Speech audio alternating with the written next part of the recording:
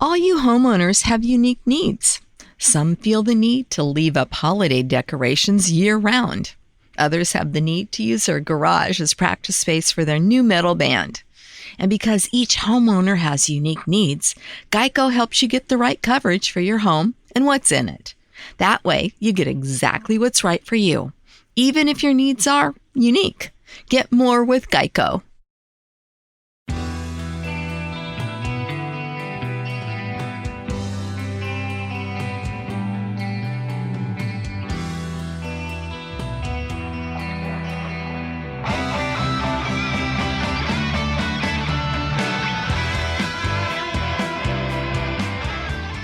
Welcome to Tunnel Talk, a no facts, all feelings wrestling podcast on the Social Suplex Network. I'm Allie. I'm Ann. I'm Leah. I was thinking about how I was going to make fun of Allie for how labored that intro was, and I forgot what my role was. And look, now who is the one who will be made fun of? That's right, yeah. The boots on the other foot. Both of you really blew it on that intro. Hey, we sink or swim together. You also blew it by oh my god. I just observed. Property? I just sat here watching you blow it. No, you die with us, Ann. I do think my cadence of the intro it was like a boulder starting to roll downhill. Like, it's like I just kept tripping over myself, and like I could feel myself kind of getting faster and faster. Yeah, and I was like daydreaming, being like, that was such a silly thing. I wonder what jokes I'm about to make about it. And then I was like, oh, they're waiting for me. Just daydreaming about being mean to your friend. Who hasn't been there? How's everybody doing this week? I think the last minute and a half will tell you that we're doing pretty good. I'm full Dar Williams February. The situation is really, really bad here. It is incredibly sub-zero in Minnesota every night. During the day, it gets just above freezing. But in the night, it gets way below freezing. I mean, way below zero. Zero isn't freezing. 32 is freezing because we live in the United States. Anyway... And the only thing that I'm doing that I care about anymore, because it's so cold, I don't want to go outside, I'm depressed, I'm just learning how to darn. And that's the only thing I care about, is my darning, and it's going incredibly badly. It's going really bad. And do you like that? I was just like, how are you guys doing? I have a lot that I want to tell you. I've got some stuff to get off my chest, and it's about darning. I wanted to say it because I genuinely, it's like, this is a PSA. If you're listening to this and you think that you're someone who might want to darn a beautiful knit sweater that you own someday, you're like, when it gets a hole, I'll darn it. I'm here to tell you, don't wait. Look, that part where you're like, it'll get a hole eventually, darn it now. That's the easiest way to do it. You're going to wish that you'd done it now. Don't wait until it's an actual hole, because that's actually much harder. Wow. It's worse. Act now. Can we see some in progress photos later? Yeah. I'll show you. I've had to restart. Basically, I have this sweater. Everyone's going to love this part, so you can cut it if it's too boring. Basically, I have this sweater where there's just holes all around the cuffs. It's this beautiful Woolrich sweater that has little sheep on it. It's so sweet. Holes all around the cuffs. So it's hard to know where to start and stop darning. And I'm trying to learn Swiss darning because that like imitates the knitting basically. Mm-hmm. But it's just such a big piece. I've restarted it, I want to say like 11 times. So all I'm doing is starting and restarting my darning and watching SVU. And I think I've watched, I want to say 5 seasons of SVU this week. It's like from the moment I wake up until the moment I go to bed, which isn't until like 3 a.m., I'm darning and watching SVU. It's really bad. Since I say it. That sounds not so healthy. Not so healthy. It's such an interesting combination of things, you know? Would you say it speaks to a well mind, you think? Well, you know, why don't we check in my office? Okay, Missy, and I'll come see you later. And honestly, if you could help me, I would love that. Yeah. Was it hard to match the yarn to your sweater? I didn't match it. I'm doing a lovely rust red that will stand out, but the idea is that if you do beautiful darning, you're not mad that people can see it. Although mine doesn't look very beautiful yet.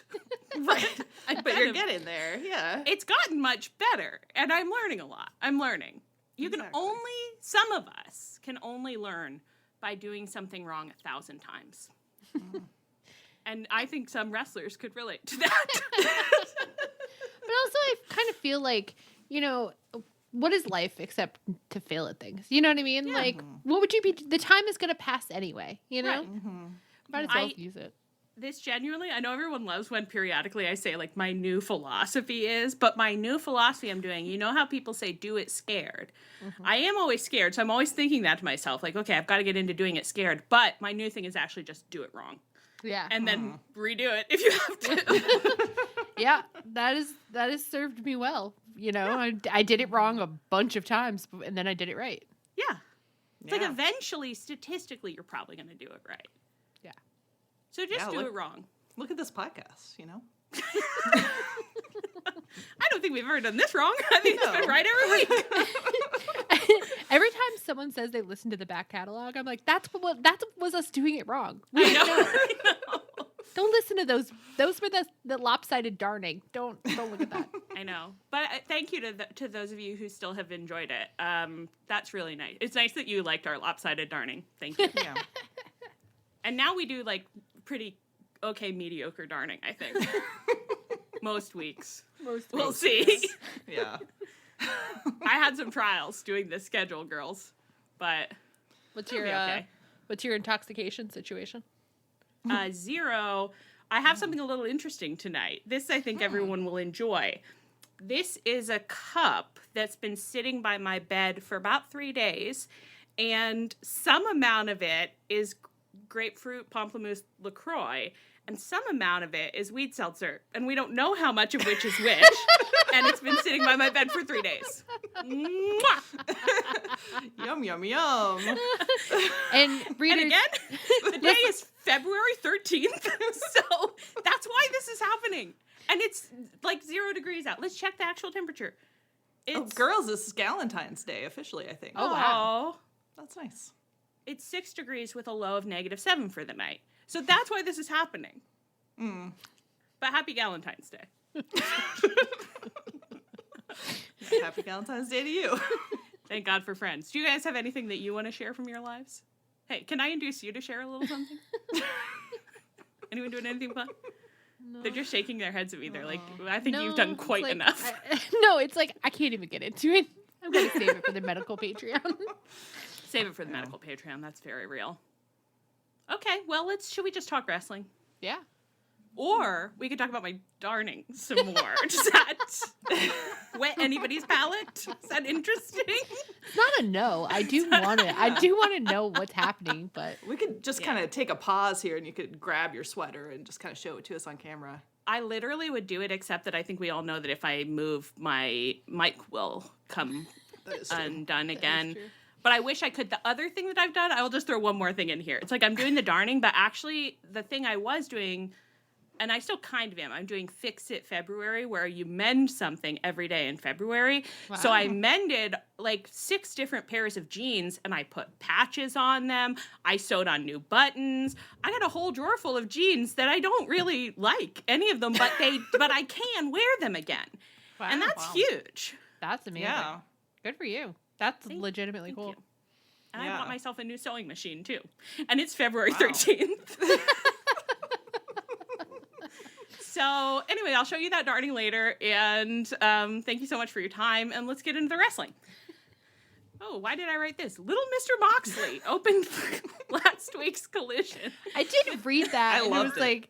Like, I was thinking about, like, the Little Miss, Young Master Mox.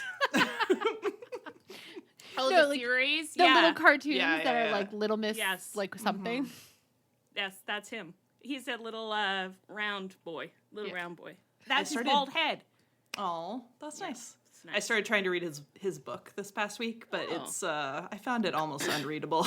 It's very stream of consciousness. I was like, the Young Bucks started at the beginning and they kind of went forward linearly. Moxley. He did his own audiobook though, didn't he? Yeah. I think so, yeah. I think But someone we wanna know pay for said it. it was easier to listen to than I it can is see to that, read. yeah. So I'm worried that I wouldn't. He just gets me in a trance so easily. Yeah. That don't you feel like 2 minutes in, maybe I could use him to just kind of like go to sleep.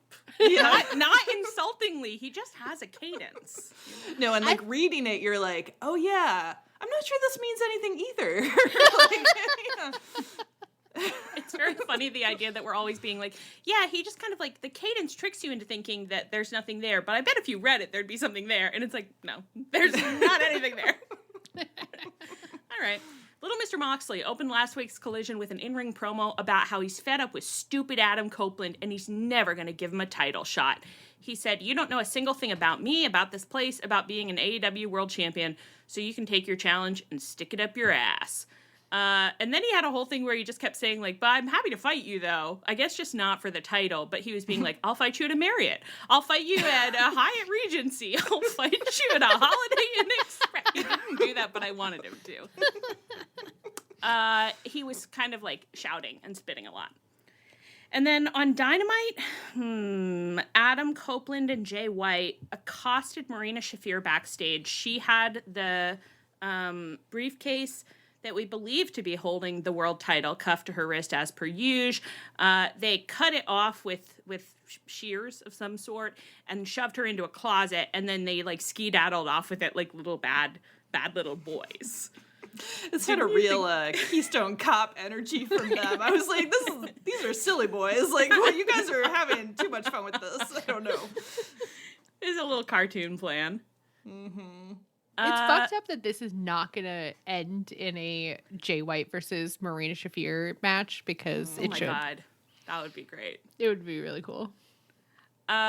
So then, later in the show, I guess Marina Shafir, I don't know if they actually locked her into a broom cupboard or if I just invented that in my mind. No, they shoved her like in a room and they were they were holding the door shut. They had the briefcase, but it was like handcuffed to her arm, so they had to like use bolt cutters to cut the briefcase off her arm. Okay, but they didn't actually imprison her after that. No, I think they just ran off with the briefcase. All right. Well, so she was free but mad, so she attacked Willow, looking very beautiful. And then Cope and Jay White cut a promo on Mox where they were like, do you want your briefcase? Come see us in the ring at the end of the night. Maybe they were just like sitting in their car like Max Caster the rest of the night, just like, he'll never find us out here. We're so smart. Did you guys think when they were talking to each other that they had the weirdest "we don't belong in the same movie" energy? Absolutely. Like, I was like, these two men shouldn't exist at the same time. And they both had this like giggly like energy also, where it was like they thought it was kind of, they're like, they'll never guess that the two of us are working together to grab that briefcase. They'll never guess it. Yeah, they did seem like really entertained, but there was something that okay, so Jay White opens the promo by saying, "Oh, Johnny boy," and then I went right to Dirty Dancing, and so I was being like, "Oh, lover boy." How do you call your lover boy? Which was that really set the mode for me for the rest of the promo, just confusing. And then Cope turned to Jay White after he finished talking, and Jay White was, one of them's holding the briefcase, and Cope said, switch? Insane thing to say. Insane. Absolutely crazy. It's like when people call Orange Cassidy Orange, and you're like, you understand that that's not his first name. That's not appropriate. It's not. Said, switch, I've carried one of these things a few times in my career. Well, anyway, I think that was a WWE reference. I think so too, and that's actually the exact moment that I was like, these men don't have chemistry, because Jay White Why did would not you say that react. to Jay White? Jay White looked at him like, okay, Grandpa, let's get you back to bed. Exactly. Okay, that's amazing because that I agree. That was the exact moment where I was just like, you don't even understand who you're in a promo with. Who is that for? And I like couldn't figure out what was happening. Where I was like a title or the briefcase. Like what are you trying to? And I'm sure our WWE fans will know what that meant, but us and Jay White did not know what that meant. Us and Jay White. Jay White has never seen a second of WWE. You can tell just from looking at him. Yeah, the two things we know about Jay White: he's never had sex and he's never seen a second of WWE. I believe, and I can't wait to be told that this is wrong, but from what I've seen around the old IWC, I believe that if you win a title shot at Money in the Bank, you get a briefcase full of gold or something. Full now, of gold. Allie, you do get a cash in at Money in the Bank. That's my understanding. Yeah. Allie, why do you know that? What do you mean? Have you acquired that information? Have you been watching WWE on the slide? Has James and Rich like awoken something in you? I've been watching WWE this whole time. I could be wrong, but I think that's where I think that it's the analogy is WWE briefcase is to dented clipboard AEW, which is kind of a perfect Dented clipboard. Titanium briefcase versus dented clipboard. I like it here at our garbage promotion, our junkyard dog.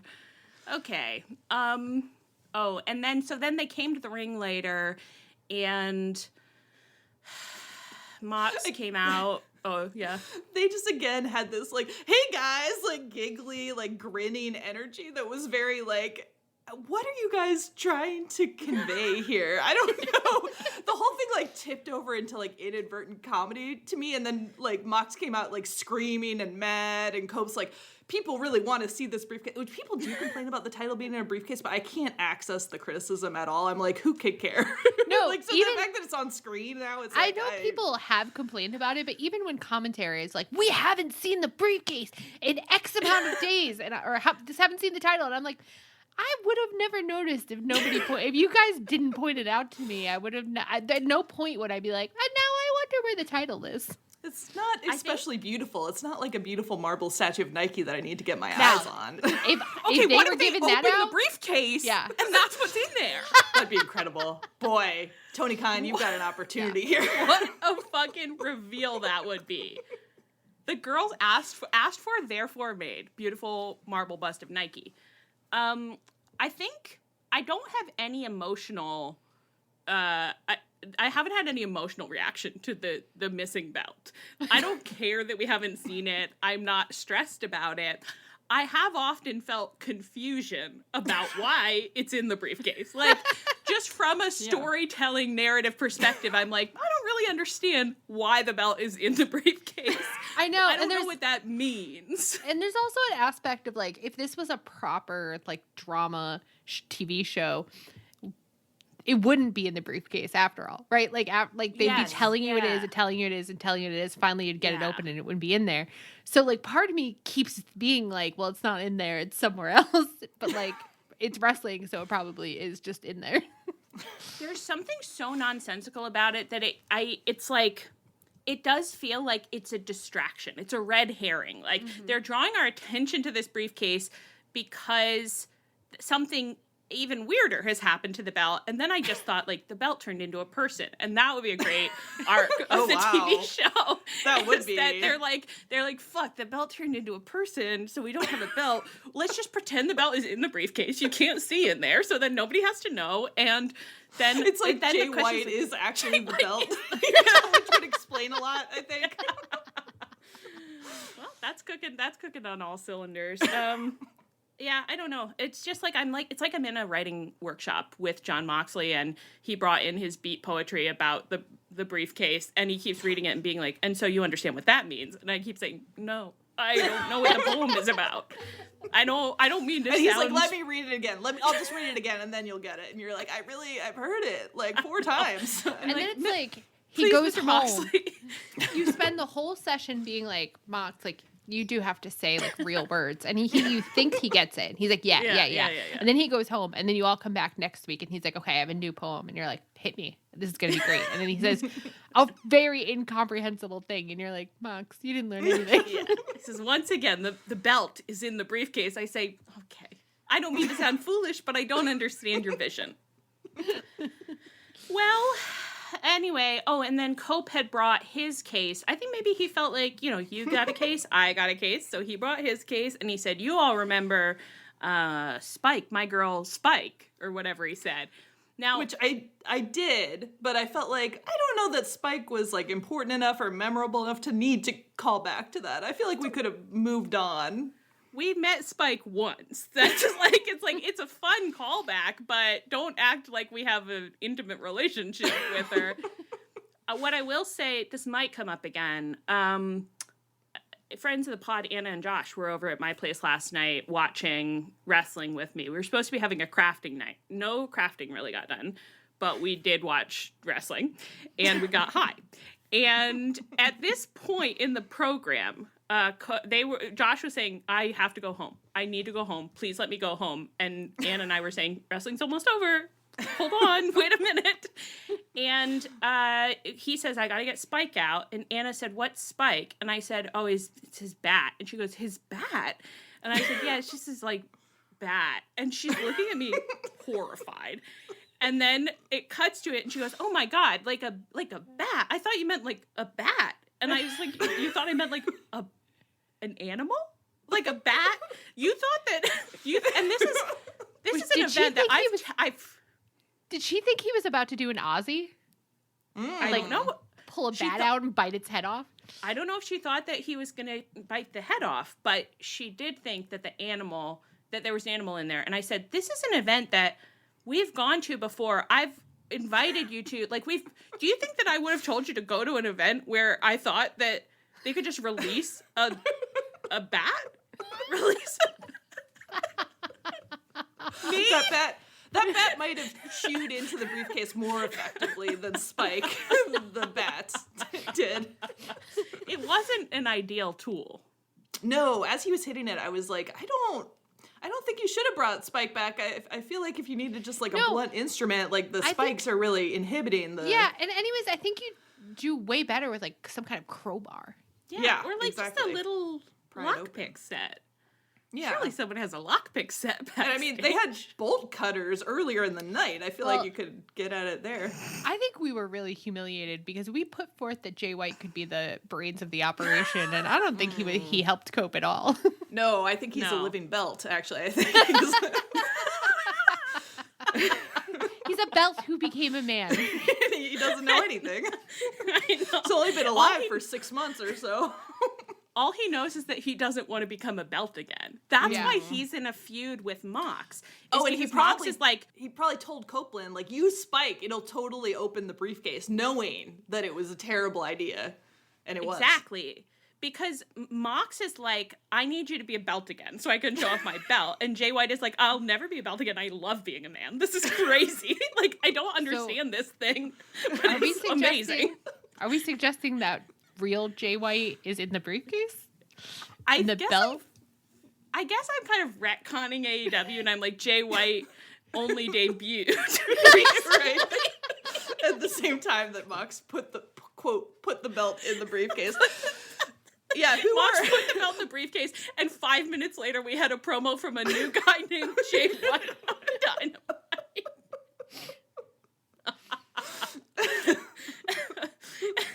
I think this one we're gonna have to keep workshopping before we give it to Tony Khan. You don't think this one's a fully realized idea yet? I'm crushed. Okay, well, we'll take that noted.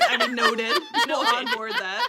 Okay, well, I thought we were kind of blue skying here, but fine. Shut it down. Go ahead and shut it down. That's fine. Do you want to say anything about what is? Oh, for fuck's sake! About what's going on with? Okay, wait, I'll say this. Okay, so Tony, I guess, is remembered he has a trios division, so he has trios doing stuff again. So he had this Undisputed Kingdom match, trios, 3-way trios on Collision. Which, by the way, I do think it's bullshit that they're allowed to use the kingdom's name, but aren't letting them be in the faction. Yeah, it's Actually, rude. when you put really. it that way, Yeah. ooh. I would maybe do it different. And after the Undisputed Kingdom won the match, Adam Cole cut this really impassioned promo about how, like, the Death Riders can't be allowed to think they can do whatever they want around here anymore. And it's like, Adam Cole, what do you know? You're not involved in any of this. Yeah. Adam Cole, stay out of it. We don't need to add you to this mess. That's like the last thing we need. I was like, you're basically in witness protection right now, okay? Like, it's like, you just need to keep your head down, stay quiet, and don't get taken out by a hit. Anyway, so they did that, and then the Undisputed Kingdom then fought the Death Riders on Dynamite, and they won because Yuta rolled up Kyle O'Reilly, and then, I don't know, some other stuff that I can't recap. The main thing that we're getting to is that, Leah, do you want to talk about, you had a note about what's going on with Yuta, which I'm very confused about. Yeah. What's going on with Yuta is, like, really the thing. Because, like, weren't they sort of telling us a story where, like, Yuta reluctantly joined the Death Riders and he was kind of, like, not entirely drinking Mox's Kool-Aid, but then he did a low blow at Dynamite and he seemed really happy about it. So I think he's just a regular cult member now. They said, commentary literally said during the match, I don't remember the verbiage, but they basically said, and Yuta's being held prisoner by the Death Riders. Like, they straight out were like, this boy is being abused. I don't think anyone told Yuta that. Like, at no point was Yuta giving performing that. No. I mean, Mark Davis is doing a better job. Wow. Damning. Yeah, no, it's true. I mean, they've been, like, kind of, like, long, slow burn of Yuta not being happy with the Death Riders stuff, but then, it just seems to have been mostly dropped. I think that they are slow burning so much of Yuta's entire character development that you're like, well, is it so slow that actually the fire went out? They're like, oh, he's been cooking on the back burner all day. We got a real good stew going. And then you go into it's like, why does it smell like stew though? You go into the kitchen, you're like, oh, cold. Just cold meat. Just cold. I mean, Danny Garcia's had like 6 personalities in the time that Yuta's joined Blackpool. I'm not like mega mad I'm not mad at all really about it, but I am very confused. And I am like, if you guys are slow burn telling it, Yuta, I need you, like, every week before you come out for your segment, I need you to look in the mirror and say, like, I'm the saddest man alive. Like, I wish to God this weren't happening to me. I will be forced to do things that will stay with me for the rest of my life, and I will never cease to regret. Like, just get into character a little bit about it, because I'm not seeing it, you know? Yeah. All right. Okay, Mariah May had a quote-unquote glamorous exhibition match on Collision. She came out to the ring with her belt and with a big old tote bag, which I love to immediately see a prop. She fought a jobber who looked like Toni Storm, either she chose to fight her because she looked like Toni Storm, or, as Tony Schiavone suggested, Mariah had convinced her to dress up as Toni Storm, which was psychosexually intoxicating to me. Honestly, like, either way, wow, we're doing some drama. It's like the things that these women are trying to do to each other's minds is so good.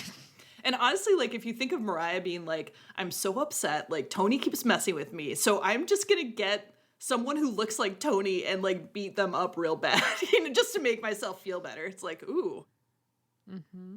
They are in a world of mirrors and doubles, and as my old professor would say, lots of fugitive subjectivity. Okay, they are in a wonderland, and that is really something to behold for me. Yeah. Practically Shakespearean, you know, just twins and mix-ups and people dressed. Pretty much. Mariah won the match, and then she went over to her little bag and she got her props out. And the jobber, who does have a name that I didn't seem to write here, was just lying there. And so Mariah put a little black kimono on her, and she smeared lipstick all over her face. Should we even comment on this? Should we comment on this discourse? It's funny enough that we should. I guess my understanding is that some male podcasters, one of them, was really upset about this and was like, she put toxic nail polish all over a woman's face, which is so irresponsible. Is that it was like, right? Yeah, it was like, that's hazardous to jobbers. And it was like... Yeah. And his co-host was like, I don't think it was nail polish. And he was like, it was nail polish. And the guy was like, all right. It clearly was not nail polish, because she put it on her mouth was your first clue. And then your second clue was like the applicator, buddy. And it's just like common sense. You know what I mean? Like, I'm like, it would be crazy. It would be weird if it were nail polish. Yeah, no one would do that. No one would do that. And commentary said it was lipstick. They said it was lipstick, and it was liquid lipstick. And I just looked at it with my eyes and thought, right. It was the same color that Toni always uses, and it was being applied in the sloppy way that she likes to wear it. And so maybe your mind could put some things together there and say, oh, must be lipstick. Use a little logic. And you could think, you know, it's fine to not be acquainted with the liquid lipstick. But, you know, if I saw, like, I don't know, what kind of male hygiene products are there that I'm not very familiar with? I might maybe ask somebody if I got confused about it. Ball deodorant or something. Yeah. If I saw some ball deodorant on TV and I was like, wow, why are they doing that? I might ask a man, you know? I'd be really upset that I was seeing it first. Yeah, I wouldn't love it on television. Say, like, why am I seeing it? Do you remember when we got that pitch email from Manscaped? Oh, wow. We should have taken up that sponsorship opportunity. I left it in our inbox for a very long time, because every time I enjoyed going to see it and just being like, hey, it's Manscaped. We're interested in an ad read. Okay. I doubt very much that you are. I don't think you're going to hit your target demographic here. I think that the lesson here, we just love a little moral, a little lesson. For many in the IWC is like, sometimes just stop and say, like, am I looking for a reason to be mad? Am I just wanting to be mad right now? Maybe I need to go to the batting cage or something. Hey, that's really speaking to them where they're at. Smart. Good job. That's nice. Yeah. I'm bridging the gap. You're being culturally sensitive. That's me. Okay, so then Luther came out. He had this covered tray. He kind of distracted Mariah. He unveiled that the shoe that Mariah beat Toni with was on the tray. And she was really mad, and she lunged at Luther, and he went away. And then she went to go back to the jobber, and they'd done a swap. An illusion had occurred. And now it is not a jobber. It's Toni Storm, the real woman. And Mariah is shocked and terrified. Very scared. The look on her face is priceless, because she froze like a deer in headlights. Yeah. And she skedaddled into the crowd and tried to get away, and I think she did get away. It's hard to remember all the things that happened in the crowd this week. We've been doing very good crowd work. I think she got away. And then, Luther put Toni on his shoulders and carried her around, which I loved. It's great. It was really good. I really enjoyed it. I kind of am partial to the idea that, like, Mariah dressed the jobber up as Toni to, like, get in Toni's head, but then Toni outwitted her and got into Mariah's head. And it's just right now, like, in ways we don't even see, there's escalating, like, psyching each other out. Yeah, it's a real, like, you can't out-double Toni Storm. She's way ahead of you. Yeah. No, and I think that's what I'm really enjoying about this incarnation of Toni Storm, is that, like, she's just, like, the way that she's going after Mariah is so much more interesting than I think some of the other feuds that we've seen. Yeah. It's not just I want to beat her up. It's like I want to destroy her from the inside out. Yeah, the way that she destroyed me from the inside out. Yeah, it's like the way that they're continuing. You know, it's like what happened before, like, it still matters to them. And it's so much more interesting. I think that they've hurt each other a lot, and they're hurting each other a lot. But I also think that pain feels a little good to them. I think they might be a little hooked on it, if you know what I mean. This is how love feels to them. This is how love feels. Speaking of love, we did get 2 promos, one from Mariah, one from Toni. So Mariah had a promo. Mariah. Okay, it's not Toni nothing. promo. If you call A it Toni tono. promo a tono, it's not nothing. Let's not skip over it. You're right. Let's keep it in the mix. Mariah had a promo on Dynamite where she said to Toni, she said, "You never did know how to write an ending, did you? You never know when to stop. Beating you in Australia is not the worst thing I can do." Wow. Yeah. I'm listening. I'm so interested. I'm excited. Yeah. And then Toni she was on, what is it called? Close up. Close Up. I seem to have just called it a movie theater sit down. Like that's a kind of a classic type of interview.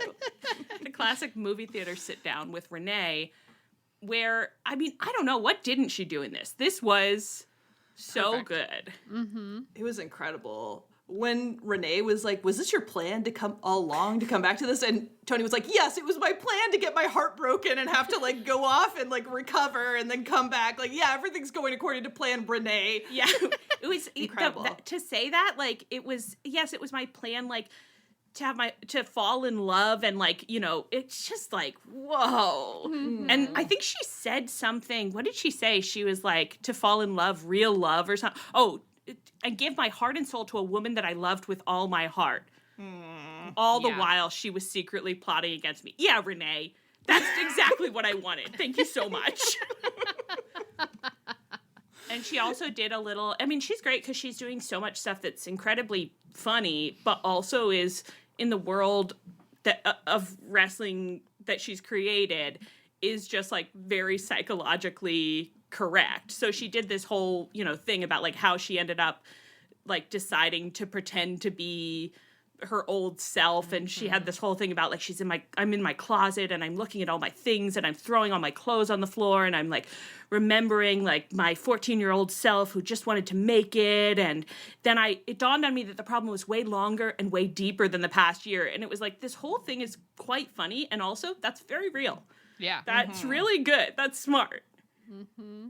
Yeah, it's so good. It's like she's taking everything that her character has been through very seriously while also like saying the funniest stuff I've ever heard in my entire life. You know, like when she was like, "Yes, it was a dark time. All I ate was pork, seltzer, and Pepto-Bismol." Like, oh my God.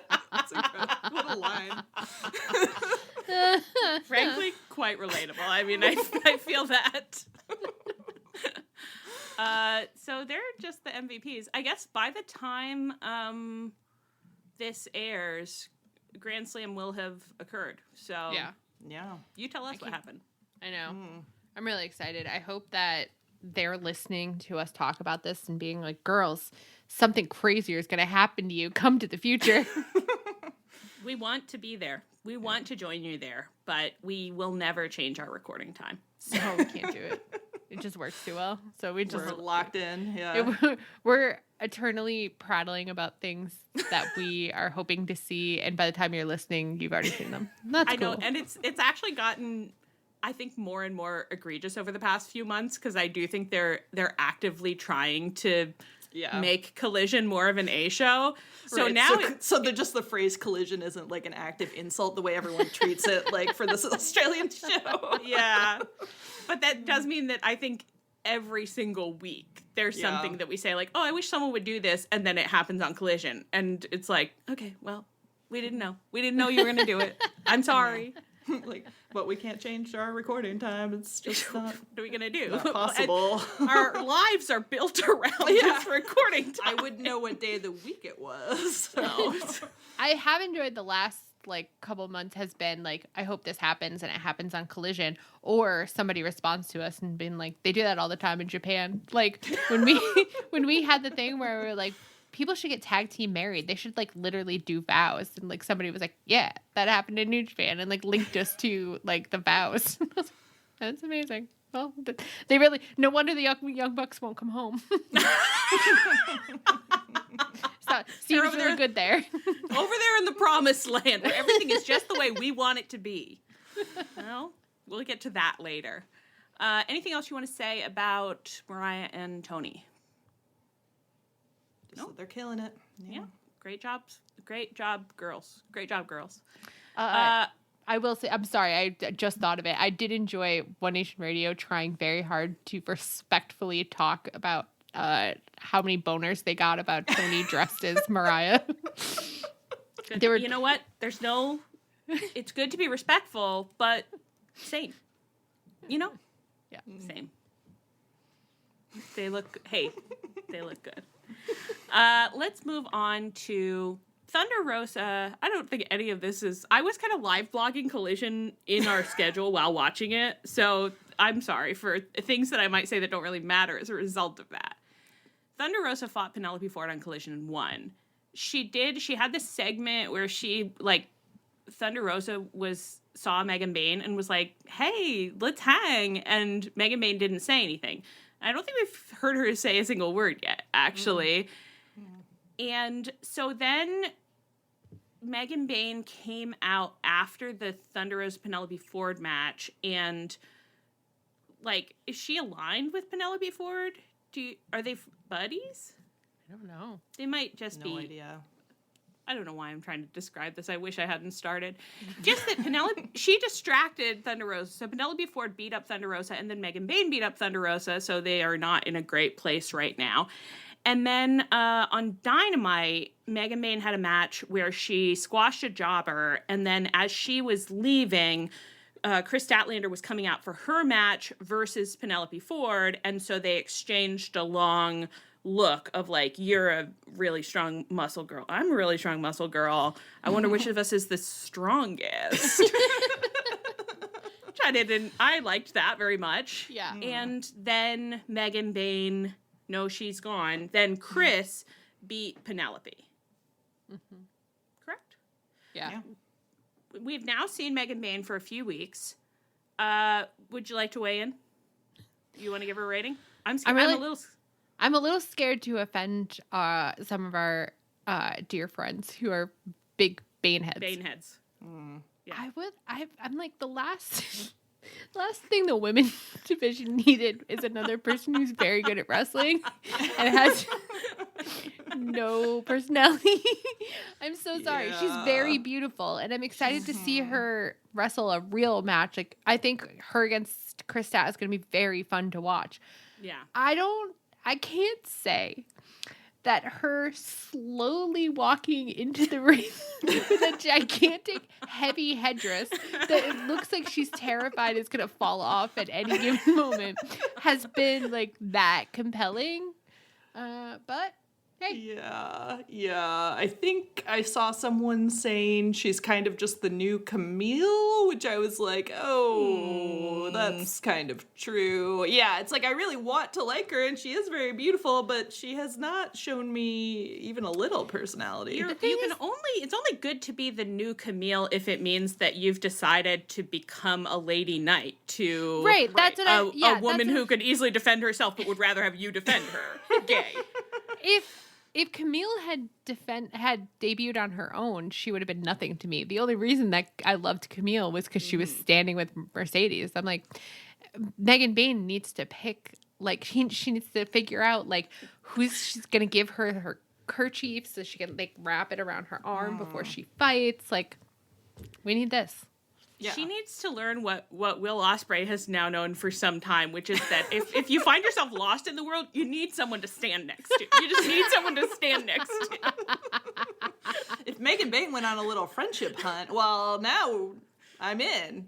Yeah. If she was wandering around being who's going to be my friend? Who's going to be my friend? But I want her to be wandering around who will be my beautiful princess in a tower, and her squire who stands by the entrance to the tower. Yeah.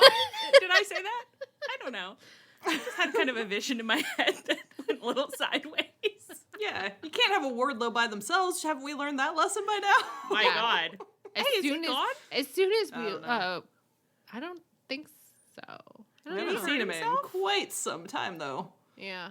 Well, I mean, his problem is that he tried to go solo. He's a man that needs to stand behind his chosen, you know. Yeah. It was a double problem because he tried to go solo, but then he also tried to go solo with that that shtick where he was like, I'm a lone wolf, but in a way where like he thought it was cool, but you were like, if you were saying it like, and I'm really sad about it, that would be really fun. That'd be sexy. Like, I'm a lone wolf because everybody fucking hates me, I guess. I don't know why. Men all think women want them to be a lone wolf in a cool way, and women want them to be a lone wolf in a sad way. In a sad, women want you way. to want to not be a lone wolf. Women want you to want to have a best friend who you like hanging out with. Women want you to have friends. We're trying to solve the male loneliness epidemic. You're the ones who aren't cooperating. Okay? We're setting you up on play dates. We're saying like, hey, isn't there anybody at work that you kind of connect to? Someone just you don't have to know that you have a lot in common at first, but just someone where you can feel it's fun to talk to them. That's all. Why don't you call your old college roommate, buddy? Oh, Lord. Okay. Well, I don't know what section we're in. Megan Bayne. Yeah. Well, Megan, maybe we won't humiliate you by giving you a rating right now, and we'll just let you hey, we're just going to wait and see if maybe on Collision Grand Slam Brisbane, Australia, you start looking for a friend or a princess or a lover or something. Just go stand next to someone, and we'll see if we like who you choose. Megan Bayne, let's just say you have a lot of room to grow, and that's an opportunity. Yeah. You know? But not height-wise. You seem to be very tall, and I do like sometimes when you're walking and you look like you're the huge Barbie at the beginning of the Barbie movie. I like that. Yeah. Okay. I wish they would, maybe that was like a gimmick where she would be like trying to make a friend, but she's too tall and she's just like, she accidentally stomps her friend. It's so scary, but we get through it because we love you. We just work through it because we love you. It's just intimidating. All you homeowners have unique needs. Some feel the need to leave up holiday decorations year-round. Others have the need to use their garage as practice space for their new metal band. And because each homeowner has unique needs, Geico helps you get the right coverage for your home and what's in it. That way, you get exactly what's right for you, even if your needs are unique. Get more with Geico. Okay. Max Caster cut a backstage promo on Collision where he explained that a man is better than a person. That was crazy. When he was like, Hangman, you're not a man, you're a... And I was like, he's going to say boy. Obviously, that's the end of that sentence. He was like, a person. Hang person. Strange. Max Caster, be careful. We're so happy with you right now, but that was borderline. That wasn't... I didn't love that. But it was an extremely funny promo because he just had this little whine in his voice, and he says, Henry, he just got angry at me. All I wanted to do was my interview, and he was just taking a long time. Max Caster honestly like has such good like naturalistic delivery, and everything he's saying is hilarious, and it's just like, boy, he's on a winning streak right now with me. When he is not trying as hard as he can to be as offensive as he can, he's an extremely funny, extremely beautiful man. When he's just medium offensive and not really offensive, that's the sweet spot. When you're just like, that's a guy that needs to be shoved into a locker. Yeah. It's good when he's a guy that you're just like, okay, you shouldn't say that, but you're kind of smiling at it. You're like, oh, all right. He's just the dirtbag you love. You can't help it. One of these days, I'm going to kick him off my couch, but not today. Not today. So he was talking to Alicia Tout. Is that who that was? I think so. I think so. And he reminded her that he has an open challenge that's ongoing, and he was like, and Hangman could come fight me. And so he's welcome to come fight me. And then so on Dynamite, Hangman did. And Max Caster immediately looked like, I've made a huge mistake. I've done something a bit cavalier. It's like, I just didn't think this would happen. The way his music hit, Hangman's music hit, and Max Caster just kept going, oh no, oh no, no, no, no. And then he ran and hid in the crowd, and the crowd was ratting him out like crazy they were again. It was to so Hangman. funny. It he was was sitting in great. some guy's seat, like, shh, everyone be quiet. It was great crowd work. It's interesting. I wonder if, you know how last week when he was in the crowd, everyone was pointing at him? I mean, it must have happened before, but it's not like exactly what usually happens, right? I don't feel like, it feels like last week they saw that happening. They were like, oh, we should do let's that play into it, again yeah. and more so, you know, which is perfect. I loved it. Very, very smart. It was extremely funny. So Hangman chased him, went into the crowd and just kind of like herded him back to the ring. And the match started, and then Hangman just murdered him. Just immediately brutally murdered him. Hard. So Really, it was just really sexy. so perfect because it's like, I am in love with everything Max Caster is doing. He said, I have a trademark right here signed by your precious United States government, which is so funny. It's really the tone that I needed at this time, to be honest. I was like, yeah, sing it, sister. And he's just so satisfied. It's so satisfying to watch him get bullied and murdered. It's like, that's all you want. It just feels so good, you know? Yeah. And it's so great for him, it's great that he openly immediately performs like, fuck, I fucked up, I'm really scared. And then afterwards, when the danger has passed, he just bops up, brushes himself off, and is like, and I'm actually fine, I've been fine this whole time, don't worry about it. I know, he's just like so gleefully like participating in his own humiliation, and the crowd was booing him like crazy when he was talking before Hangman came out too, and he was looked grinning. Yes, really pleased, and it was like, yeah, everything you're doing is perfect. Don't change a thing. Yeah. Yeah, amazing work. What did you guys think about? What do you think about?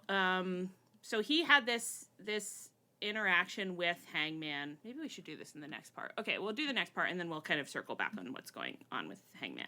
Oh, but I do have a note here that we should just discuss that they both have really beautiful bodies, and I do think we should say it respectfully. Yeah. Two of the absolute best bodies in the biz. It was always really hard when Max Caster was on his worst behavior because we kept being like, he shouldn't have said that. And I hated that he said that. He did look beautiful, though, but he shouldn't have said that. So I'm really enjoying being... bodies. Yeah. Yeah, I'm really enjoying being in a better place where I'm like, he's doing a good job and I want to nail him. It's nice to be able to enjoy the whole package. Mm-hmm. For March, should we do like a March Madness bracket of the top bods in the company? Because I feel like him, Hangman, Swerve, Mox, like, I love it'd be that. fun to sit down and make a little list. Make a little bracket? And seed them. We can seed them. And and you're then like scaring me, but I like it. every week we have to talk through the matchup and like decide who wins, but we don't get to move forward into the next week. Mm-hmm. Perfect. Wow. That's a little project for me. I'm going to take that down as a follow-up. Amazing. And I can't wait to get a little check-in on that in a couple of weeks. I wish you guys could see her right now because she is kind of like bouncing. Like she just got so happy. Love an action item. Okay, so also on Dynamite, Renee interviewed MJF backstage about his match versus Dustin Rhodes. Dustin Rhodes also had a promo at some point, but I didn't recap. I'm really sorry, Dustin. I'm sure it was fine. He has decided to scream all of his promos, and I'm going to kill him. He's got to stop it. I don't like it much. I can't believe that you're not going to read word for word the fact that, once again, he screamed, I'm the last of my kind. Every time he says it, I just think of that Mountain Goats song, and I think of my funny joke that nobody else really liked, where I was like, oh, he should be coming out to that song, but, you know, about the extinct animals, Deuteronomy.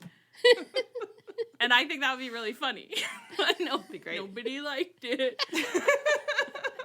Well, because it means that I would have to watch Dustin Rhodes come out, so ultimately it's not what I want. I have to watch it anyway. I'm a captive audience. We have a podcast. Like, what do you mean? I'm going to see it, so I should at least enjoy it. And John Darnielle loves wrestling, so it's a perfect synergy there. Maybe he could do kind of like a banging metal version of it for Dustin Rhodes, the last outlaw / a little tiger alone in its cage about to die and make a species go extinct. Let's slide into John Darnell's DMs. Hop on in there. As representatives of AEW. Anyway. Yeah. Like, the things we can get you in touch with Tony. Don't you worry about that. The things that we've wanted to be in people's DMs for recently. It's like it really runs the gamut of people and of ideas. Okay. All right. So she's interviewing Renee. Renee is interviewing MJF. Picture it in your mind's eye. And he's promoing on Dustin Rhodes. And then the interview gets interrupted by Hangman, who barges on screen and is so worked up, I guess by Max Caster, which fully adds up. It just goes full caveman, and he just goes, out. I said out. My interview, you get out. And I love this thread that we're working on lately where it's like Renee has limited time and everyone's kind of waiting for their time with Renee. Waiting for Renee. Ooh. I love it. And because Renee is so good at selling it too, where it's like her vibe is just like, I don't know. But especially because she and Hangman do have they have a special relationship because of his relationship to her husband. His vibe a little bit was like, I need to talk to somebody who understands me. And I guess it can't be Swerve Strickland. So I guess it's going to be Renee. At least Renee knows how bad I want to bone her husband. I'm telling her constantly. But it was her vibe was a little bit like, we really don't have an interview scheduled. As if you want a little therapy, we could go get some coffee in the cafeteria. And the vibe is like on a sitcom or something when someone barges into a psychiatrist's office and is like, I need an appointment. I need therapy right now. And they're like, I'm actually in the middle of another session. Is this an emergency? Yes, out. it is. Get out. Okay, so then MJF and Hangman went back and forth a little bit. MJF said, listen, I don't know what's going on with you. Do you have a crush on me, bud? Which was pandering, but it was. I didn't mind it. I said, okay, that's fine. You can say that is the one thing, you know how we were saying that MJF's always cheating off of other people's homework? If he wanted to cheat off of some homoerotic homework, it wouldn't be so mad. Well, he's tried to do it before. He tried to do it with Danny Garcia, didn't he? And we were like, well, we could tell it was inauthentic eroticism. Yeah, that's true. We were like, this eroticism doesn't come from the heart. It's not your own personal eroticism. This is Danny Garcia's eroticism. Yeah. So, but this was actually MJF being a little jealous of Hangman's crush on multiple other people, which I thought felt a little more authentic. I mean, it was pandering, but still, it was better. For MJF to be having a thing inside where he's like, and why don't I have a fucking nemesis who wants to burn my house down? I only have Adam Cole. Not good enough for a nemesis? Yeah, I only have Adam Cole. That's he's not going to burn your house down. Yeah. So he said, you got a crush on me 4 weeks in a row. I'll be honest, you smell great. I had no idea Jack Daniels came out with a cologne. Hangman just said, it's been 5 years. That's the best you've got. Brutal. Perfect. Love it. Perfect response. A beautiful little lampshade hung on MJF's head. And so MJF gives this little speech where he's like, oh, sorry, that wasn't high class enough for you. Let's try this. Whatever this is. And he's pointing to Hangman's angry caveman deal. He goes, it's not you. You don't have the stomach for it. And deep down, I think you know that. Week in and week out, I watch you question every little decision you make like a lost puppy. You've lost your friends and sanity because you want a little apology. You're a joke. Really? Now, that is MJF trying. Mwah. Yeah. You lost your friends and your sanity because you want an apology? That is such a good, mean thing to say. I think, this whole thing, it was like, oh, right. MJF can be good at this. He definitely, has done it in the past and is doing it now. And then also it's when you have a character where Hangman is, very psychologically complex and past events keep impacting him and he's, at a specific point in a journey that gives the opponent a lot to work with in terms of burning them. Mm-hmm. Whereas when you have these little flat characters that don't do anything, it's much harder. Right. Yeah. So it was really beautiful. I mean, it was so great to call out, I watch you question every little decision you make, because it is, Hangman has done bad things in the past year. He's done fucked up things, but it's true that the thing that's going to get to him is to be you don't know who you are, because he is so messed up about that. Yeah. He's I want to be a monster. I am a monster. I want to be a monster. I don't want to feel regret about things I've done. I don't want to feel guilt. I want to be uncomplicatedly bad. And MJF is you never will be able to be, because your brain doesn't work that way. Your brain doesn't work that way, and it's kind of sad to watch you try to be uncomplicatedly bad, and it just hurts you more. Right. And the thing is that, like, you could, I don't know if they're going to, but you really could dive into something where MJF recognizes that Hangman, it can't be uncomplicatedly bad, but MJF can. But what MJF wanted was that one face turn that didn't work out. And it's like MJF is never going to be able to instinctively know what the right thing is to do the way Hangman does. So it is kind of like a little bit of a yin and yang here. Yeah. Oh, and that's the sexiest thing of all. When you find the kind of two compatible problems, like the framing that makes people like fucked up in a way where they can really get at each other, that's a feud. Hey, baby, now we got a feud going. And this stove is on for this one. Yeah. It is getting hot, hot, hot. Everyone's in the kitchen doing their damn best. Yes. Yeah. You love to see it. Hard work. You love to see it. As a podcast, that's what we respect the most.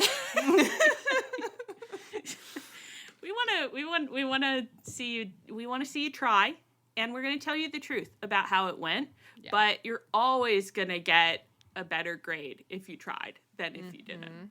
You know. Yeah. And it's really like MJF, his vulnerability, what he always wants is people to love him because he's so insecure. And Hangman gets that from the crowd, even though like his relationships have that.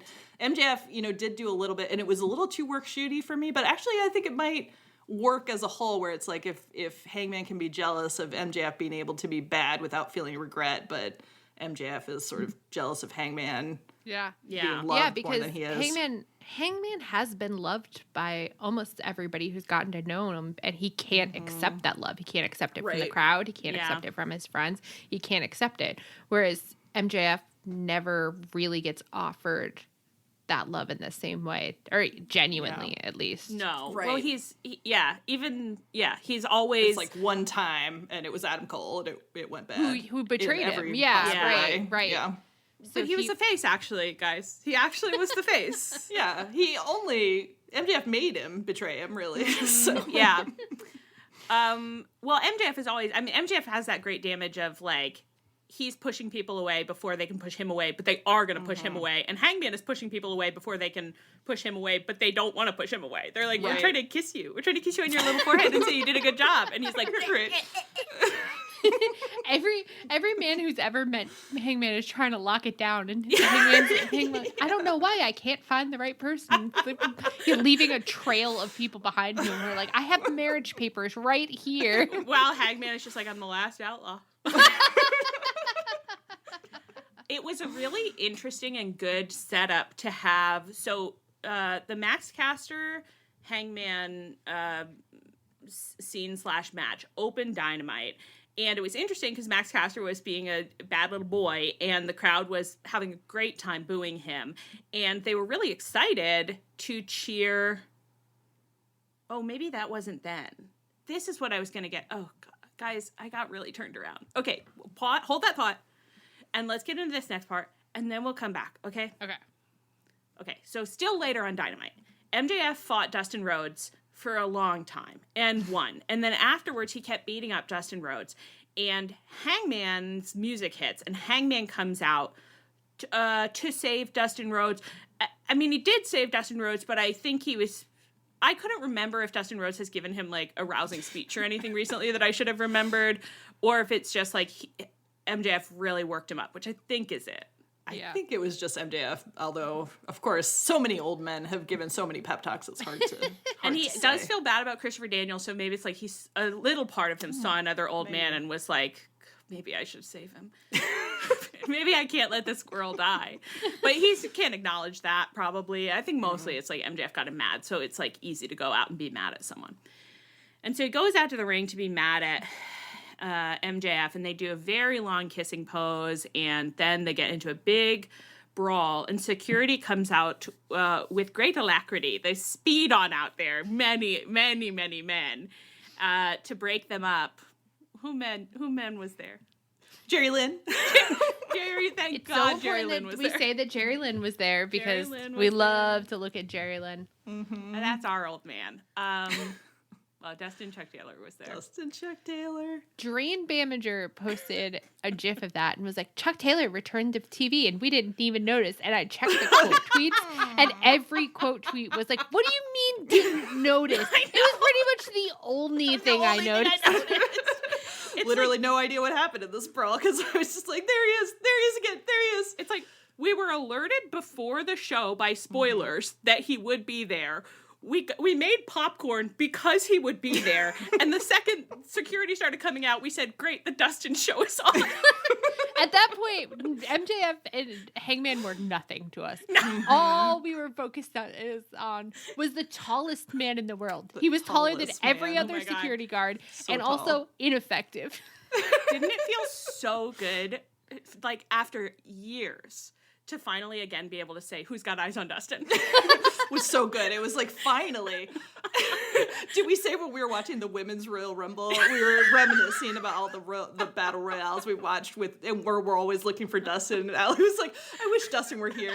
In the Women's Royal Rumble? Yes. And then that's our new thing is that when we just really want to see someone, we're like, God, I wish they were in the Women's Royal Rumble. We're like, that's really for everyone we love.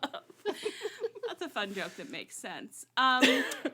So they brawled all through the crowd, MJF and Hangman and Dustin Chuck Taylor. Dustin Chuck Taylor standing a safe distance away from the brawl. No, Kind of supervising the brawl.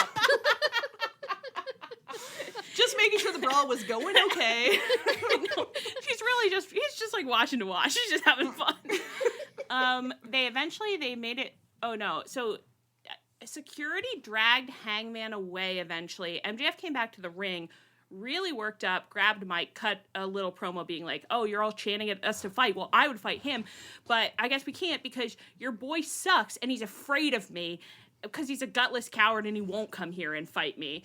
And as commentary pointed out, perhaps emboldened by the knowledge that that security were actively dragging Hangman out of the building, but he should have known that a hangman can't be dragged where he don't want to be dragged. So Hangman bursts back out, back in the ring. Security's back. Every security man piles back into the ring on top of Hangman and MJF, except our Dustin, son. Except who our was son. hilariously standing at the edge of the ring, slapping the apron once every 15 seconds, as if, like, sometimes when I'm tired or, like, I'm in bed and my cats are, like, starting to fight, I'll slap the bed and go, stop it. It was really the slapping the apron that's like, Dustin, you're not seconding the brawl. You're not, like, It was on autopilot. onward. It was complete muscle memory. He's just like, I'm out here, I'm near the ring. Probably I'm supposed to go, OC, you got this. God. He's like, listen, they can't teach that in wrestling school, okay? No. To show up and do nothing and win absolute praise from your fans. The character work he was doing out there. Character It's work. like, that's our boy. That's a I know, journey. it's That's an emotional journey. Everyone's like, he did nothing. We're like, that's our Dustin. And that's a consistent character. He hasn't changed a bit. He's alive. He's breaking up brawls. He's not trying at all. He's wearing a shirt that doesn't fit correctly at all. It doesn't fit at With all. pants that Too also big. don't fit correctly, but in the opposite way. So it's an amazing tableau. And you know why he's doing that? Because he doesn't want us to look. He says, I wish you would stop commenting. I don't He's like, and want yet you still fans. did 10 minutes on me alone in the middle of your stupid podcast. And we always will.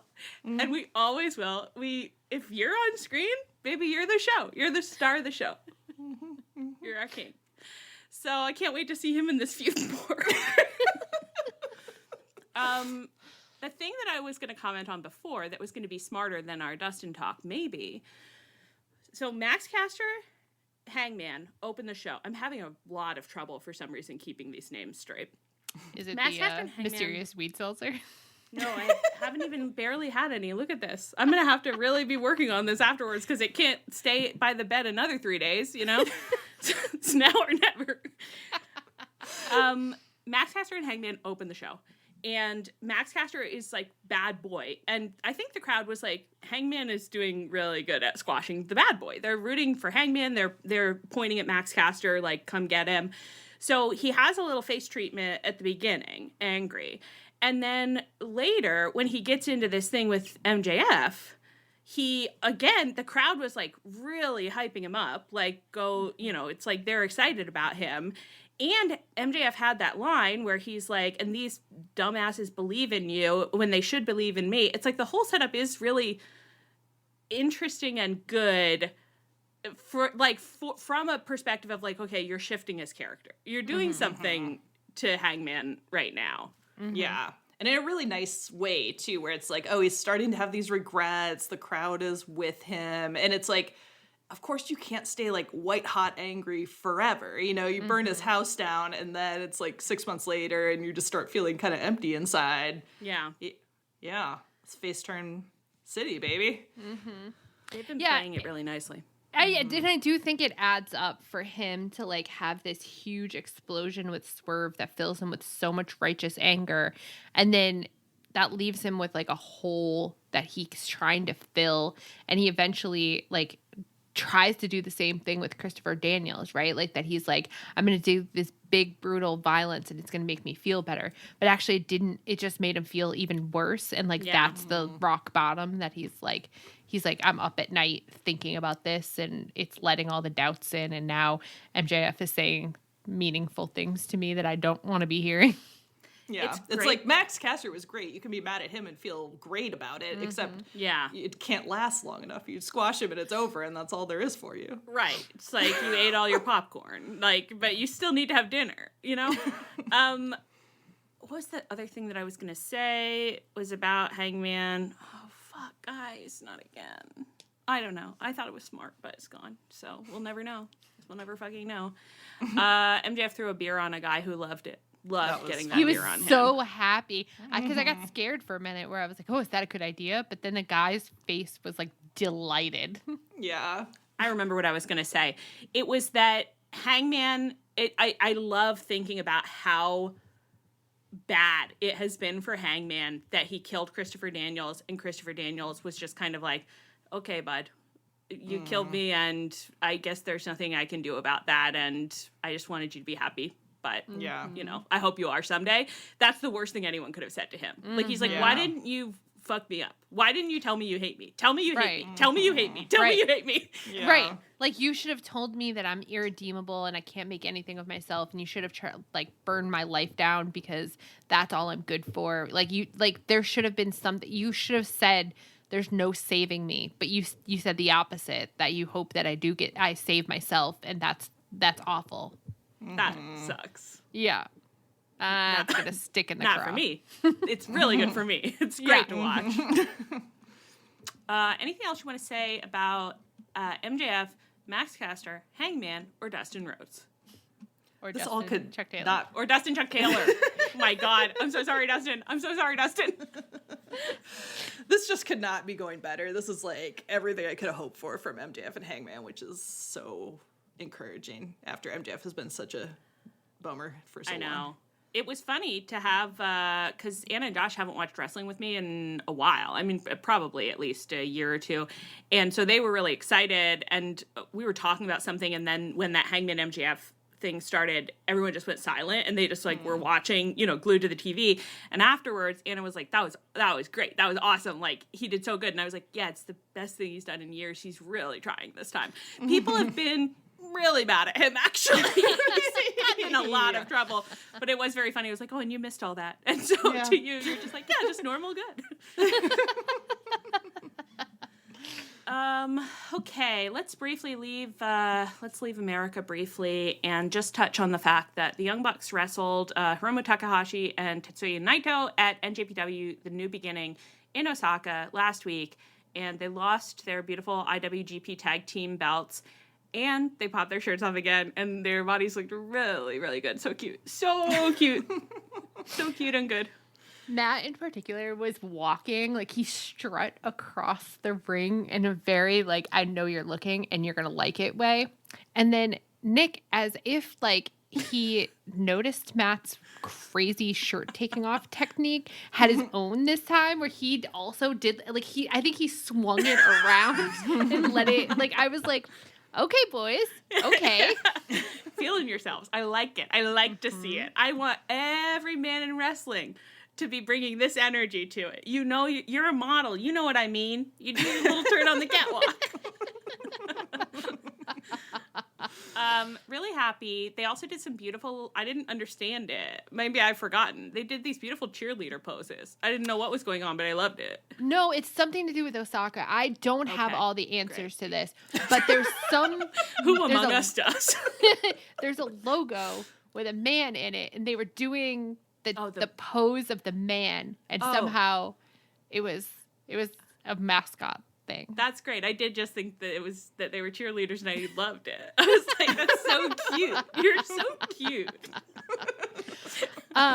After the match, they did like a little after, I don't know, press conference thing that they like went to the room. It wasn't a press conference, the but NJPW, the famous NJPW room. Right, yeah, it was that wall that I'm very familiar with. Where first of all, Matt starts it off by being like, that was humbling. I'm humbled. Which I fucking lost it about. It was like the funniest vibe ever. Honestly, it's like it was the delivery of a man who, due to not being on TV, so it's your own fault, hasn't received a Mommy's Little Ham Award in months and craves it. Well, Mr. Jackson, you may have it. You were absolutely hammed out, and so is your brother. Actually, you can split the award this week. Yeah. It's Ham City, baby. They'd have to come home. I know that they are happier than they've ever been. I'm looking at these men, and they're emotionally and professionally fulfilled by what's happening to them in Japan. I don't care. They have to come home. Be miserable with the rest of us at home. You come back here and you suffer. You suffer with us because that's what families do. Yeah, we all want to go to Japan right now. We can't. We're home. We'd all love to be in Japan. We'd love to be cheerleaders in Japan, but we can't. We just have to be downtrodden people in America. Okay? You don't get to be a fun EVP anymore. You don't get to be a beautiful boy cheerleader. You're just gonna come be sad, and you'll like it. And you better. And that better happen quick. I hope that the future people that are listening to us are like, girls, calm down. They returned to Australia. Yeah, they better have. Because I've had enough. I hope so. And I do hope, they should, because you're in Japan. Go to Australia. It's a beautiful country. You guys love to travel. Matt, you just started that travel blog. Matt and Dana have their travel blog now. It's like, yeah, go to Australia and go to Collision and then come home. And come home. Okay? So that'll be really nice for everyone. Mm-hmm. And if you don't, until you come home back to TV, you will not receive your Mommy's Little Ham Award in the mail. I am holding it hostage. They only go to Jacksonville. We're not mailing it to Osaka. What are we going to do? Paper postage to Japan in this economy? I don't think so. Probably a tariff on that. So come home and then you can have your award. And I did just remember in the middle of this segment, Mommy's Little Ham Award, one hand. Our other new favorite thing, Pig City. Pig ham. Is there something we could do here? Is there something that the awards live in Pig City or something? I'm just saying, let's play with that. Let's put it on the table. Like the Mommy's Little Ham Award presented by Pig City kind of thing? Yes. So t-shirt. Okay. Kind of the Phil's Tire Town of the Mommy Little Ham Awards. Perfect. Okay. That's great. Thank you for that, Solvan. And we'll do nothing with that, probably. But please come home to get your award. Oh, yeah. I don't know that we need to talk about any of... Oh, God, I've lost my place. I don't know that we need to talk about this. Buddy Murphy and Okada had a sit-down on Collision. Okada showed up late and made a PA go get him water, and then Buddy Murphy yelled at him, and then... Matthews. She hates Buddy so much she can't hold on to a single fact about him. Well, she's a huge WWE fan now. That's so right. Of course she calls him Buddy Murphy. Oh my God. She's watched so much WWE, it's hard for her to remember. Yeah. Just like he'll always be Buddy Murphy to me. In a way, he will be, because I think people have missaid it many times at AEW. Yeah. So it's like, it's kind of on all of you. Whatever, they just had to sit down, and I don't know why I even said this. We don't need to know about it. There were also two, unless you wanted to say something. Either you have something to say about Buddy, and be careful. You know I don't want to hear it.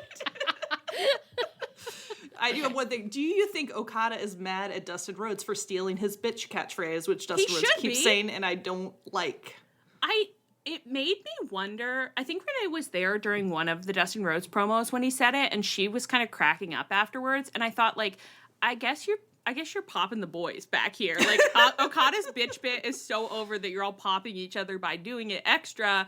But it, unfortunately, when a man says it too loud and angry, I don't like that. I feel repulsion. So, but I guess if you're popping each other in the locker room, that I was told by the Young Bucks that that's the most important thing, and I trust them. So that's what matters. There were 2 Callis family segments also on Collision. In one, Kyle Fletcher had the whole like family except for Takeshita gathered around him, and he was saying something that I don't remember. And Mark Davis just kept looking up at the sky like he was at a Backstreet Boys photo shoot. Like, do you know what I mean? Like, just like, what are my orders from God about music? God, I want to make these girls happy. Like, what should I, Anyway, and then there was another promo or backstage segment where Brian Cage was lecturing Mark Davis and being like, in the Callis family, we do senseless violence on poor idiots who happen to be standing around backstage, and you'll do it too, or you'll be sorry. And then Mark Davis, like, did it not too unhappily. Like, kind of medium. He didn't look like he was apologizing to the people he was doing violence to. Let's put it that way. I know. It's like they're trying a little bit, but, like, no one seems quite on the same page about what's happening to Mark Davis, least of all Mark Davis. So we need to get it together here, guys. Yeah. The messaging does feel a little muddled. Yeah. So I don't know. I still have no idea what terms he and Kyle are on. No, which Kyle wasn't there doing the violence because he was getting ready for his match. So I guess no one was keeping him company while he was getting ready for his match, which is crazy. Go stand next to someone. A man alone backstage? I'm uncomfortable. It's not safe. Yeah. I don't like that. Okay. Harley Cameron did a Collision halftime show in Houston. She wore a huge, like, furry pink stole and a baby carrier on her back that had Puppet Mercedes in it. And she sang a little song about Mercedes called the Monet Train and the Money Train, whatever. She said whatever.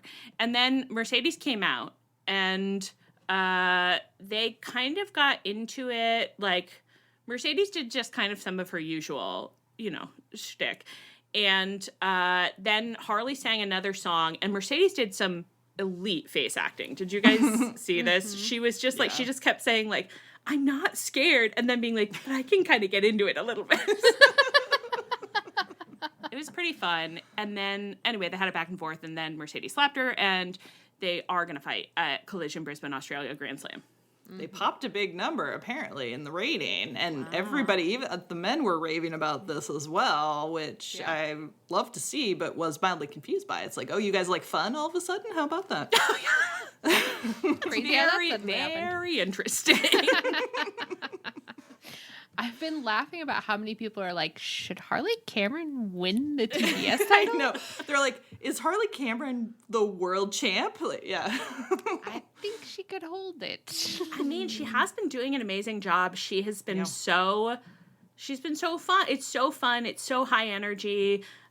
She did another musical number with the puppet for Dynamite, which was also very fun, although I think the mixing was a little weird. Was it weird for you guys too, or was it just my TV? I couldn't make out a lot of the lyrics. No, I think it might have been your TV, because I definitely that's could hear it. I'm glad to hear that, because I was like, this is weird. This is weird that it went out this way, I think. But yeah, it's just been, I think that they've been really good for each other. I think they've been really good for, yeah. Like, I think, like, Harley has really, because she really needed to hit the exact right tone for her, like, absurdity to work, and she hit it. Like, she's nailing it. And it turns out Mercedes really needed someone like this to play off of, because she's funnier and more endearing than I think she's ever been. Like, this is really working for her as well. Yeah. I know. It's like, you need something to take the edge off. I don't know what her deal is, but she does love to repeat lines a lot. And sometimes I'm like, I think it's comedic effect that it's like, kind of stilted and weird because you are a heel. You know what I mean? But then other times I'm like, well, it's less clearly for comedic effect or like meant to be doing something. And it's more just like, maybe try a different line. Maybe not this one again. But in this case, it's like, it is working really well. Yeah. Yeah. And everybody clearly loves the puppet so much, which is very cute. There's been a lot of social media stuff, which is fun. It is a very cool, it's a real little Muppet puppet. Yeah.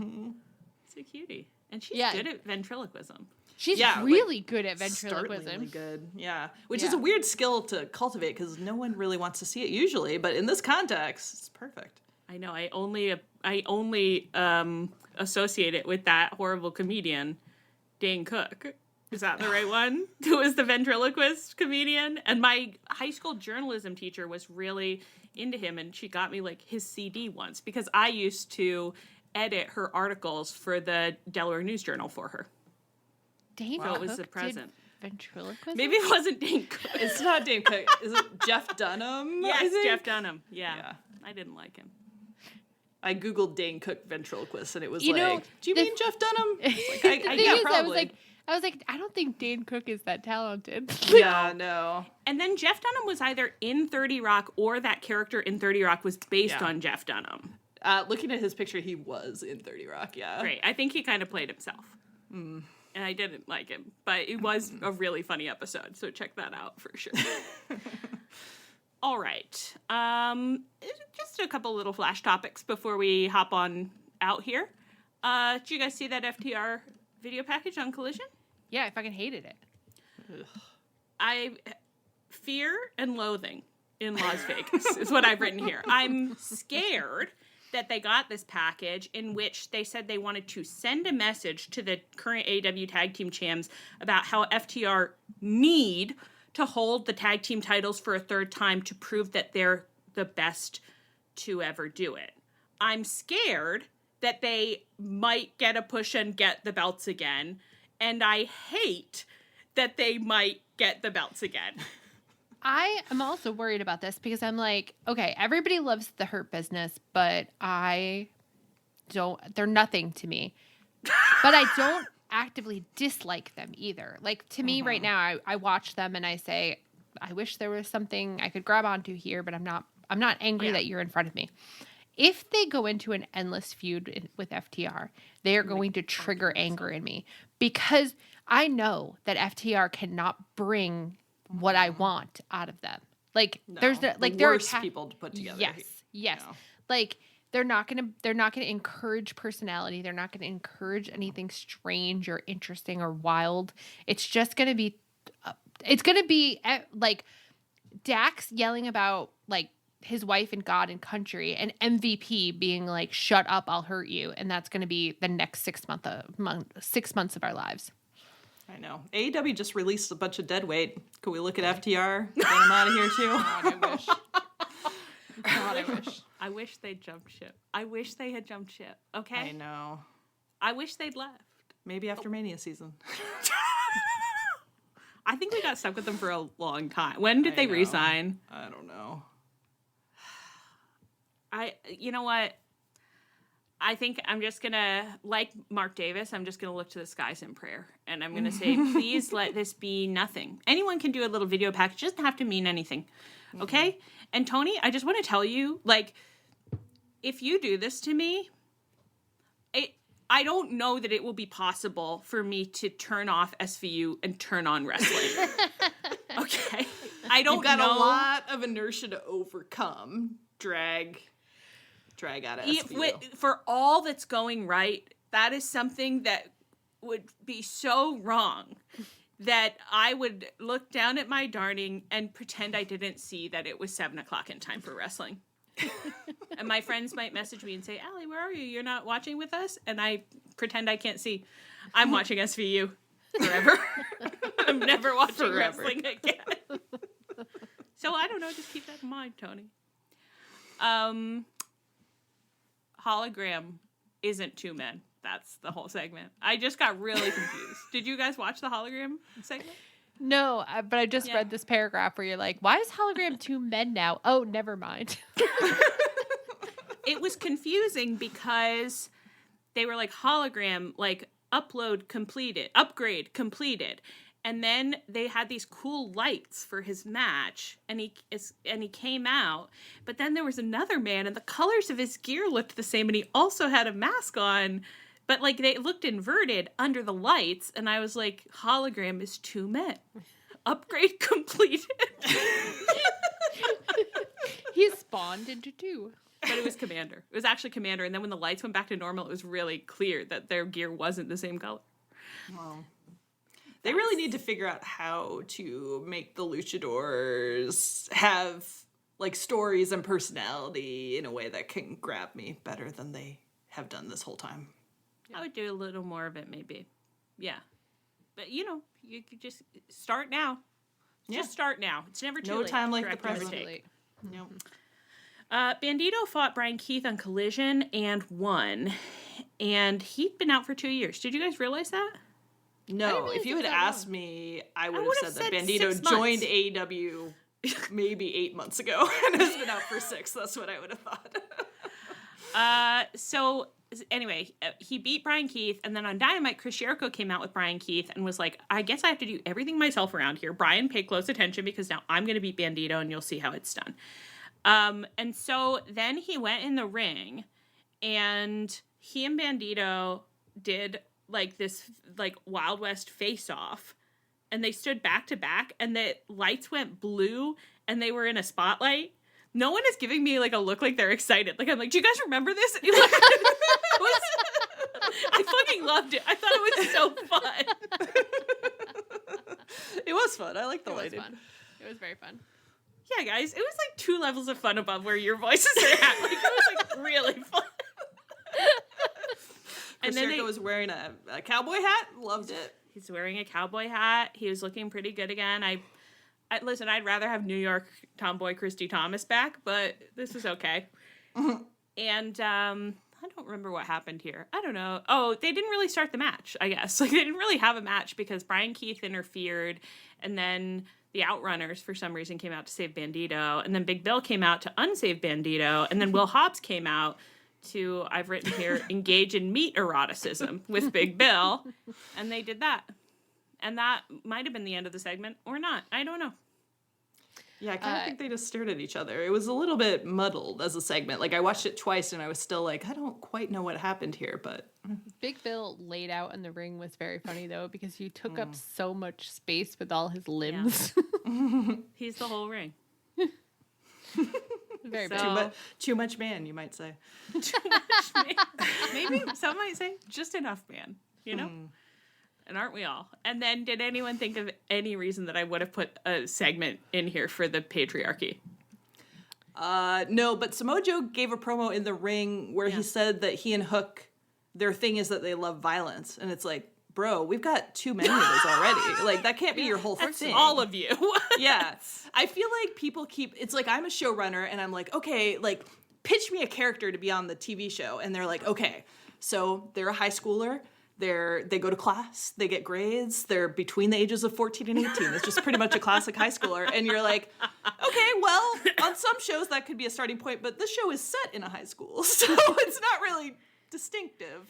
Kind of need a little more than that. Yeah. It's a little like a bad season of The Bachelor or The Bachelorette, where you're like, we've got 10 contestants who are trying to do the same thing, okay? We only need 1, and then we need 9 different types of contestants. Mm-hmm. This was also the promo in which, and I still don't know why you typed, did Christian, did Samoa Joe call somebody out from the Alps? And I was like, I mean, I think you just called out Christian Gage. I just couldn't, I don't know what was happening.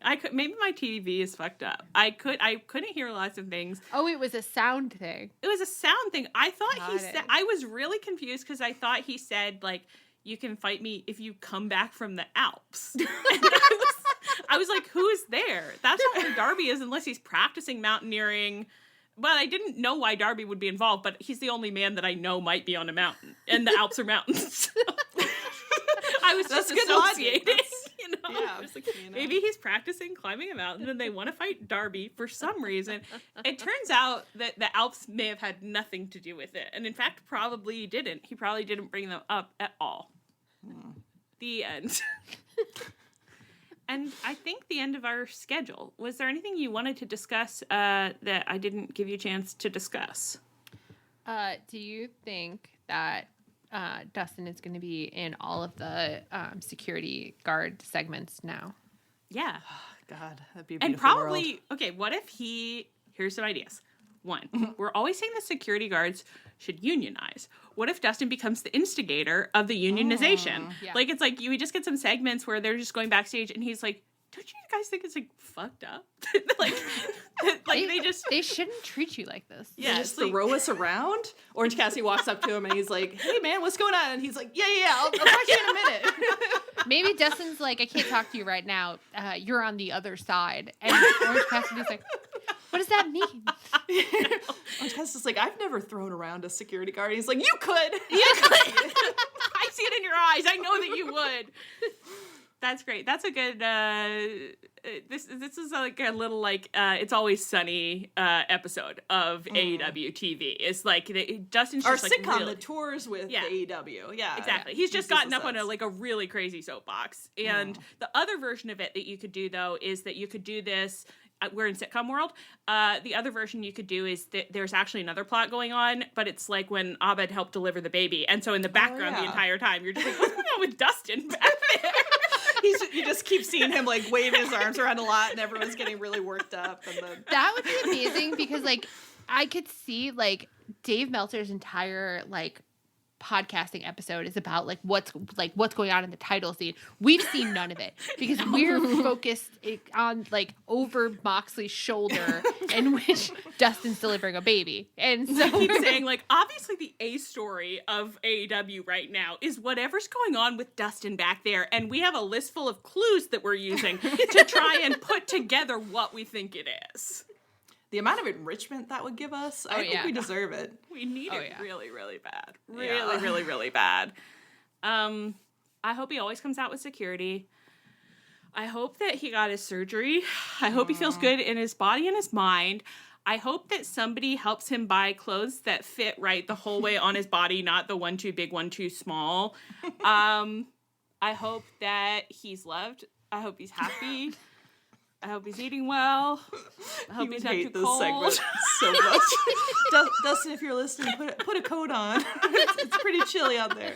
Button up your overcoat. Take good care of yourself. You belong to me. Yeah. I hope he enjoyed his Super Bowl team winning. That was big for him. Oh, yeah. The Eagles won. Yeah.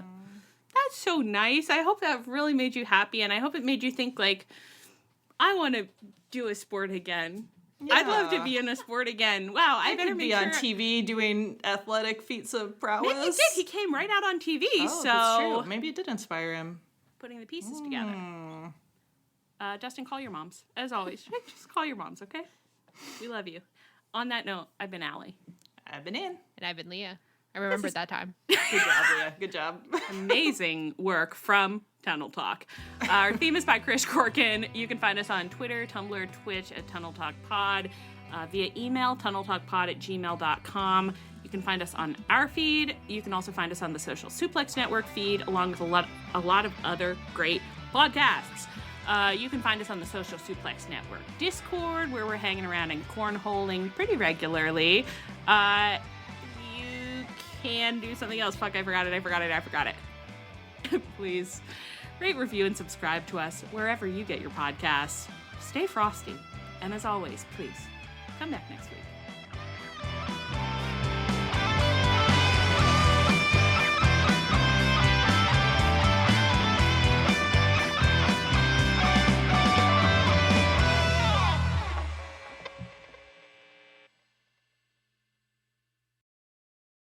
There are some things you wouldn't mind being stuck with, like a large unexpected inheritance. An always on the verge of death phone that has to be plugged in just right so it charges is not one of those things.